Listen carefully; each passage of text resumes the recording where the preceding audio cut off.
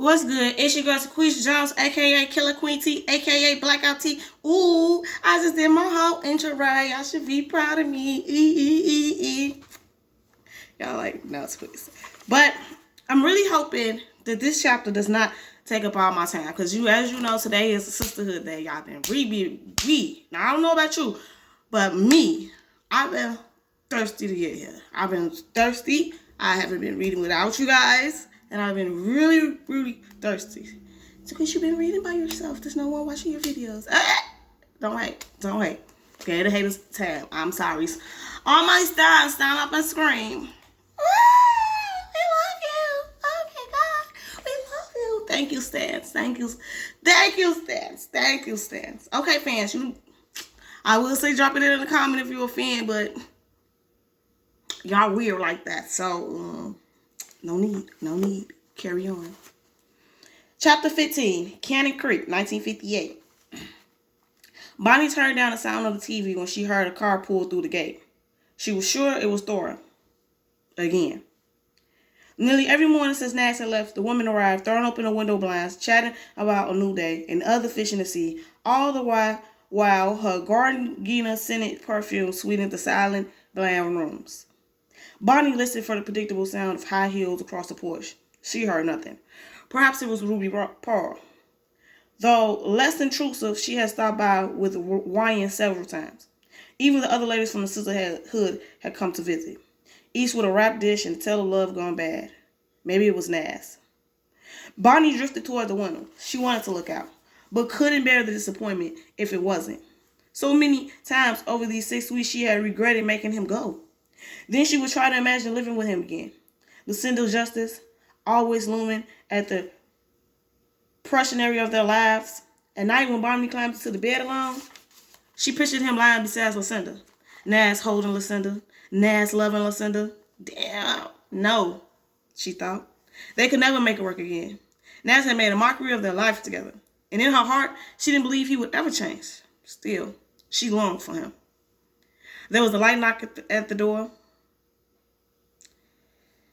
She cracked open the screen. Morning, Bonnie. Tilly Monroe. Everyone knew that Tilly had reported the sisterhood to Pine. So what was she doing here? Even though she might not be a friend, I think she'd come to be a friend. The woman carried a small paper bag. Hazard loaf, she said. Excuse me? That's what calls my spice bread, because I soak it in rum, she said, rising the bag. Hazard loaves? Best you ever taste? I usually bake a few times a year, and I brung you one. But you need to start soaking it now, she said, almost as an order. You soak it now, and by August, one slice will make you fall out drunk on the floor. She trying to be a friend, girl. Dang. She knows she wanna be a friend without actually telling you that she know what the fuck happened. Damn, can you just take the damn hazard cake and go put it in some rum? But somehow she sensed Taddy actually trying to reach out. Bonnie, thank you. Don't make her work for it. Bonnie opened the door. Before Tilly entered, she glanced back at her car. A man sat in the driver's seat. There's Kyle up there? Bonnie asked. Yes, ma'am. Why don't you have him come in? Bye, Tilly said. The last time Tilly had come to BlackBerry Corner, she had insisted that Bonnie was trying to be God. Yet, here she was again. Tilly glanced around before to having a seat on the couch. Not that I ever go into Tally package though, she said. Bonnie had rarely spoken with Tilly alone. How could she know the woman could drop you in the middle of a one-sided conversation? But they's got that dark Jamaican rum on sale, she went on. Good for soaking Harrison loaf. Tilly reached into the brown paper bag and pulled out a cellophane wrapped loaf and handed it to Bonnie. Chopped walnuts were sprinkled on top. Ooh, that might actually be good. Of course, you can use some of that blackberry wine that Nas. Tilly called herself. She had said the name. It's all right, Bonnie said. No, it ain't, Tilly said. I know it's hard, losing your man. Bonnie looked down at the cake. Believe me, I really know, she said. Cal and me, we certainly had our troubles. Is that something you need to say to me, Tilly? The woman folded the empty brown bag into a tiny square. Tilly really looked uncomfortable. I told you not to make her work for it. Now you like, You feeling uncomfortable. She like, what you want, girl? What you want? The woman followed the empty. Okay. I want you to know that while I didn't approve of what you and the sisterhood was doing, is that why you told Pan? That's exactly why I told Pan. And I'm woman enough to admit that maybe I was wrong to do that. It's storming. It is storming. Whatever the hell they is in this story. Like, Tilly done said, came and offered you a condolence. Now she offering to apologize. Ooh. Well, if you come here to say you sorry, then I accept your apology. Bonnie said dismissively.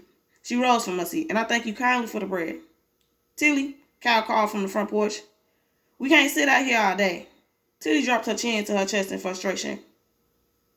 Bonnie asked, ain't seen nobody out there with Kyle. I ain't getting around to explain things yet, Tilly yelled to him.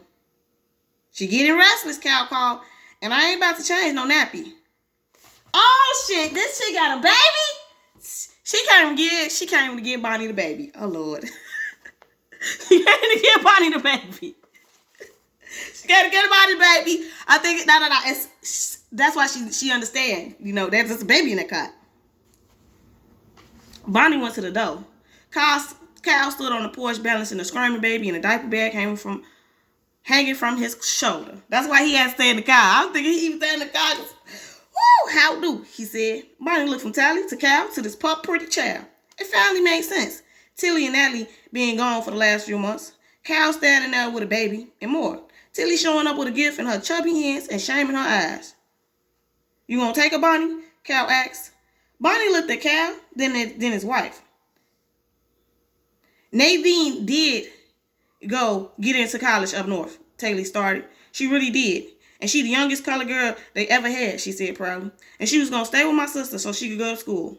All that's the truth. But she got pregnant. Went out there and runt herself, Kyle snapped.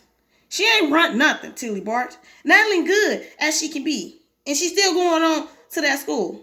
Gonna be the youngest colored girl they ever had. So just shut your damn mouth, Kyle Monroe. Here was Tilly that Bonnie knew best, the mother, the fighter. And she truly had something to fight for. Bonnie, Tilly said, dropping her pretense. I need for you to take this child. Take her and find her a good home. What Natalie got to say, Bonnie asked. She knows she can't care for no baby. And we ain't about to.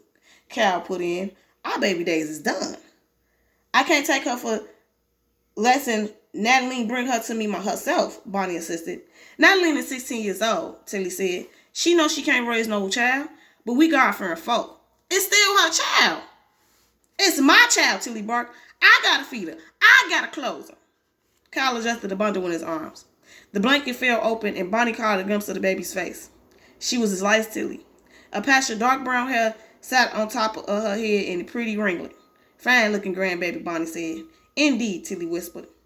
Bonnie could see the shame in the woman's eyes. And it wasn't just that Natalie had taken a wrong turn, but the same that she, Tilly Monroe, has to now make things right. Who's the daddy? Bonnie asked. Oh, see, y'all don't know who the mommy is. You don't know if the mama really want this, and you don't know who the fuck the daddy is. So you don't know if he want this. So it's gonna be a lot of bullshit at her door in a minute. Ooh. But then she did say she had problems with Nadine. Nathalie. Okay, so we're gonna have to see. Do he, some boy, live up in Hazelhurst? Cal answered. Do he know? Tilly blew from her mouth with disgust. That boy and his family went as much to do with this child as Nadine. Bonnie looked into the blanket again when the baby started to fuss. Nateline is the mama, she said, and only Nateline can tell me so.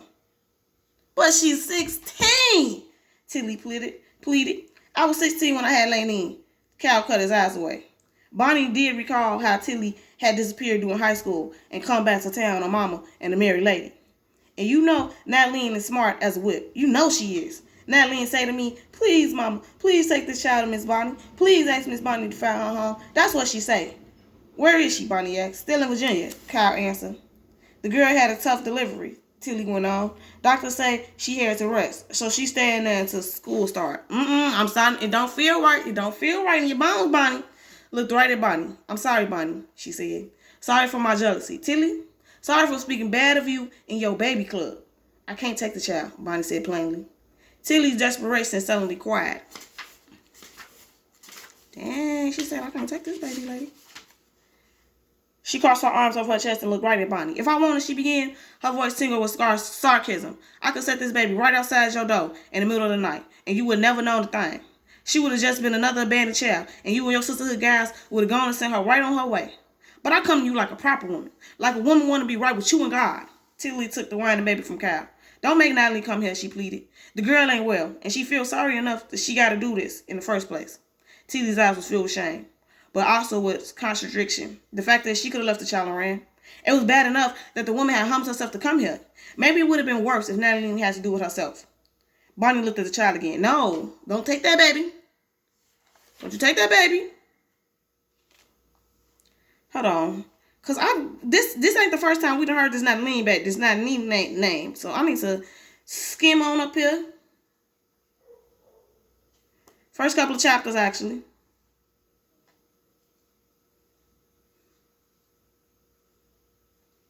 Now when we talking about the baby being missing. Might be the first chapter. Hold on, y'all. I apologize. Do I actually apologize?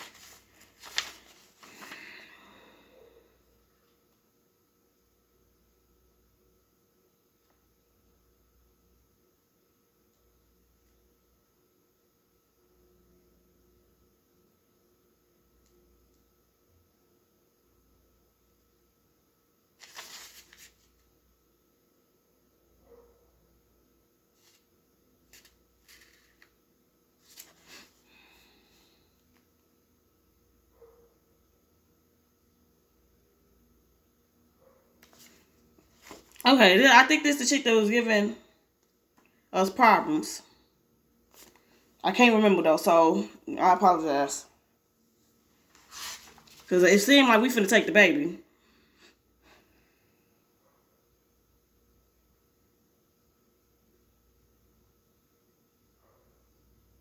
Bonnie looked at the child again. Just like every other baby, she needed love, positive love, and also a good family. Bonnie accepted the baby. You one of God's angels, Tilly said, and you saved my Natalie in a lot of pain. I don't feel like Natalie knows. Y'all go on now, Bonnie said. She gonna be somebody good, Bonnie, Tilly said. Once Natalie get back on her feet and get her schooling, she gonna be alright. You found a child to get home, Cal asked. I'll do my best. Thank you, Tilly said.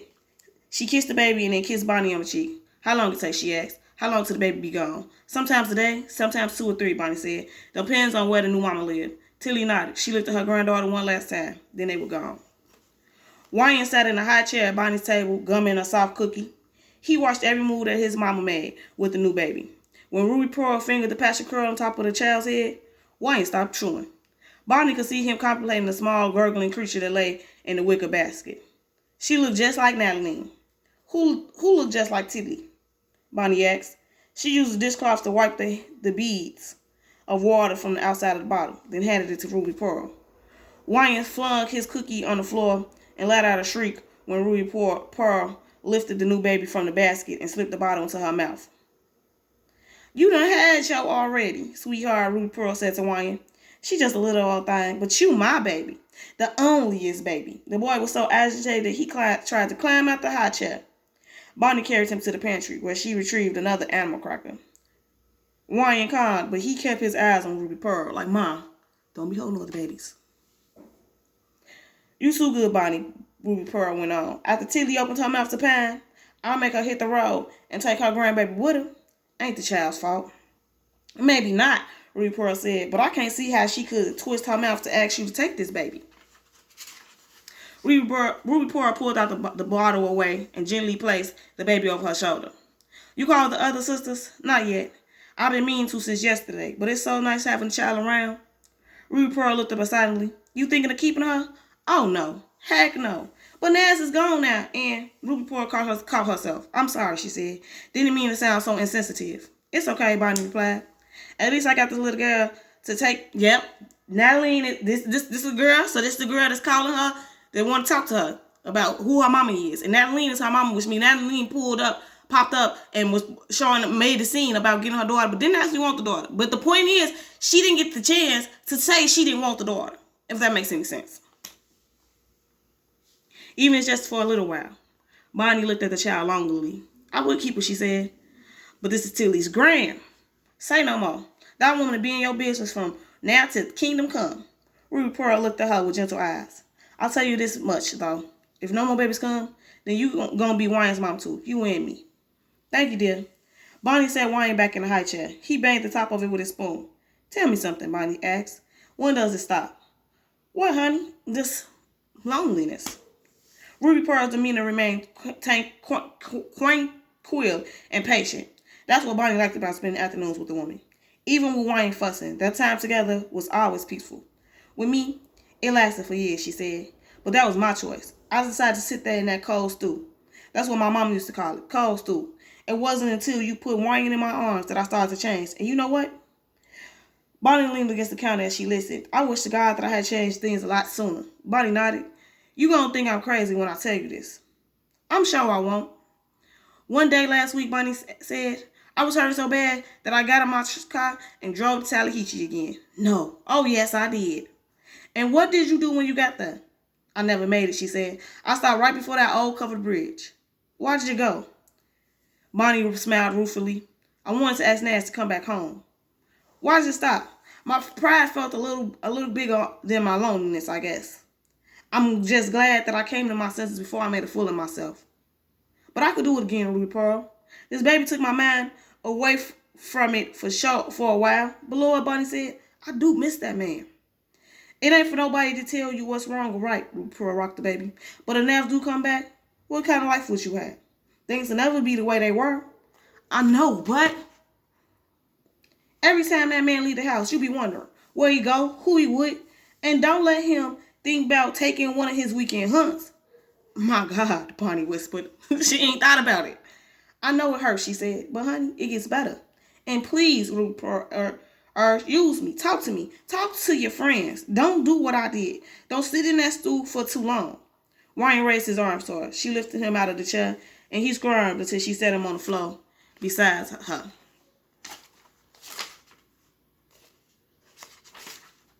Besides, go, Frey. I meant to tell you, Ruby Pearl said, her tone changing. I decided on a birthday for Wyatt. Decided on one? We don't exactly know what day it is, remember? I thought that his official birthday should be the day that Wyatt came to me. I know we'll be off a few weeks, but August 7th sounds like a good day for celebration. That's just a couple of weeks away. Yep, and we're going to have a big old party for my little man. What you think, baby? She asked Wyatt. The boy pulled himself to standing as he gripped on Godfrey's back. Look at that big boy, Ruby Pearl said, clapping. And you so sweet, Godfrey, she said, stroking the doll's back. He seemed to know how to treat these babies, Bonnie said about Godfrey. They pull his hair, yank his tail, and he just whines and move on. And speaking of moving on, Ruby Pearl said, she took her purse, then picked up her son. When you gonna call the sisters? I'm fixing to dial Miss Ideen now. Oh, honey, Ruby Pearl said sadly. Time just ain't come yet, Bonnie said. Or maybe it did, and you gave it to me. Don't say that, Bonnie took the basket and set it on the dining room table. Miss Ideen's gonna make one of her chocolate cakes for Wyatt's party, Ruby Pearl said. One of them layer cakes that she just then Bonnie heard a voice yelling her name from outside. Mom, what I tell you? I said Nadine didn't agree to this. She didn't agree to giving her motherfucking baby up. Now, I ain't saying she want the baby. I'm just saying she ain't agreed to it.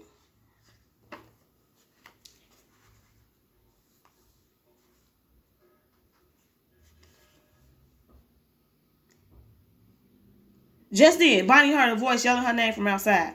Moments later, a young woman bust through the front door, her hair flying every which way and her eyes wild. Nadine, Bonnie said, moving towards the girl.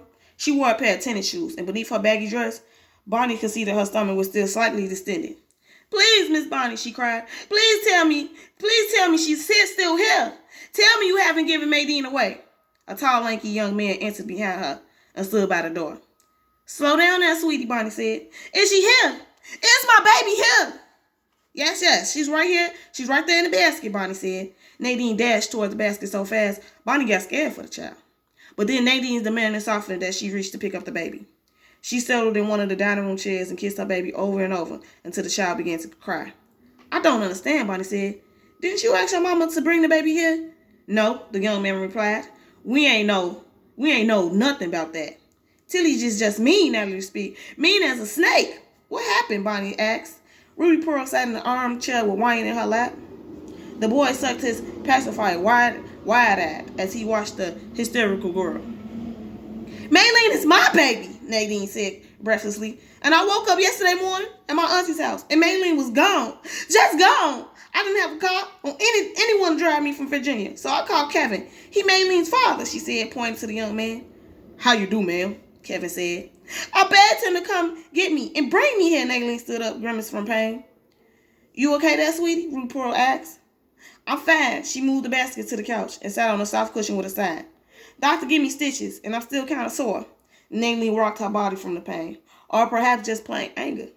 I knew Mama would bring Maylene here. Nadine unbuttoned her top. She lifted the child from the basket, then quieted her with her breath. Mama kept telling me all the while I was pregnant that Miss Bonnie could find a home for the child. She said that when I get a baby up, then I could go to school. Tilly, Nadine spat. She don't listen to no damn body. She didn't hear a word I had to say. She was worried? Ruby Pearl said. You know that's a lie. You know that's a lie. Nadine barked. Tilly ain't never meant nobody no good. Not me, not my daddy, not you, she said to Ruby Pearl. She called you a monster-faced woman. Ruby Pearl didn't flinch from the assault. And everybody in the Three Sisters know that she don't have no use for you, Miss Bonnie. Bonnie had always been cautious of Tilly. It was hard to believe that as Bonnie most vulnerable, Tilly had lied. But with all, there was a part of Bonnie that understood that Tilly thought she was doing the best thing for her daughter. How sad it is, though, when a mother's best involved lying, stealing, and betraying her own blood. I know I'm only 16, Nadine said, but me and Kevin, we want to keep Nadine. So what I feel like she wasn't really ready. She thought she wanted to keep the baby, but she really didn't. Tilly never told me that Nadine was in Virginia, Kevin put in. I showed up to see Nadine one day, and she was gone. Tilly say I should forget about her and my child and go on about my business. Bonnie could tell by the young man's cautious hands and heavy brows that he worked the fields. That alone told the whole story. Nadine was college bound, and as far as Tilly was concerned, Kevin, a field worker, would simply hold her back. We're sorry to get you mixed up in this, Miss Bonnie, Nadine said, but you know as good as me that if it ain't Tilly's way, then it ain't no way. What are you two gonna do? Bonnie asked. We leaving the Three Sisters, Natalie answered. Kevin gonna get a job when we get to where we going. What about your school? And Bonnie asked. I'll go to school after Maylene a little bigger. Nadine handed the baby to Kevin and buttoned her top. They say I'm smart. I doubt that Maylene will take that away. Look to me like you need to rest a while, Ruby Pearl said. Why don't you and Kevin have dinner with me? Bonnie suggested. We'll sit down and talk. You can spend the night. Thank you, Miss Bonnie, Nadine said. But I'm sure that Tilly be looking for me soon enough. If you just get Maylene things, we'll be on our way. On your way where? Ruby Pearl asked. No disrespect, ma'am, Nadine said. But when Tilly asks where we run to, you can say that you honestly don't know. Ruby Pearl put her arm down and around the girl's shoulder. Bonnie brought the baby's bag out and gave it to Nadine. You sure you don't want to stay and have something to eat? Thank you, ma'am, but no. Nadine hugged Bonnie. I appreciate all you done, she said. Bonnie was worried for the girl, but she understood that Nadine and her new family needed to make their own decisions, their own way. Bonnie gave her the last $12 in her purse. Ruby Pearl gave her $8. Bonnie suddenly thought about Tilly and how angry she would be. Parent would surely ask more questions about the sisterhood, but somehow Bonnie felt good about what she had just done. Maybe Nadine wouldn't be a scholar. She might not go to school at all, but the girl would get to love and raise her own child. And Tilly, it was her God-given right.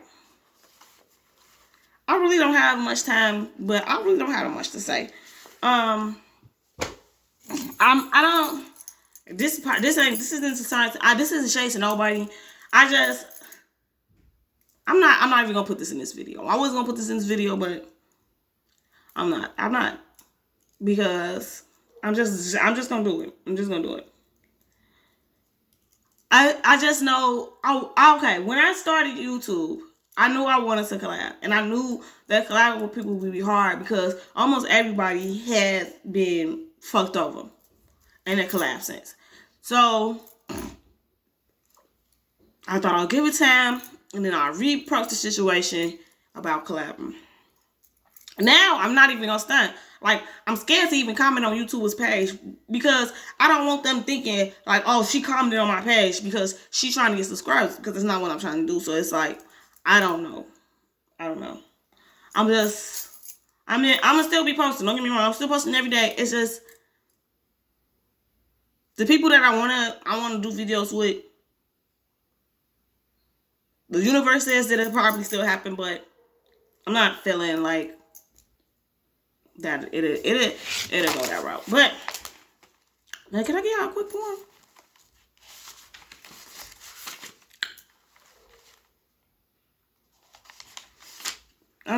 That's all it is. Your girl is just sad about that. So, you know, she needs time to get over her feelings.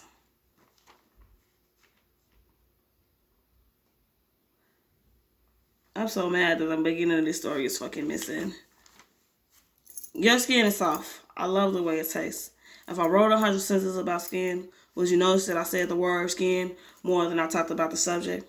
The skin smells like lily soap. The skin has 2 dimples on the cheek. The skin hung loosely by the door with blood dripping on the floor. An arm was found hung around the cross at the chapel. A foot was put as an offering at the church. It was still bleeding. There was never a trail. There was never a witness. No one was reported missing. Somewhere someone was crying. I, on the other hand, was feeling on your skin, dreaming of the next, but hoping they screamed and cried like you. The skin almost dried out. And leave it this, leave it that, or this, or leave a comment, or, you know, just watch the video. Whatever. You know, it's all for the algorithm. And that'd be it.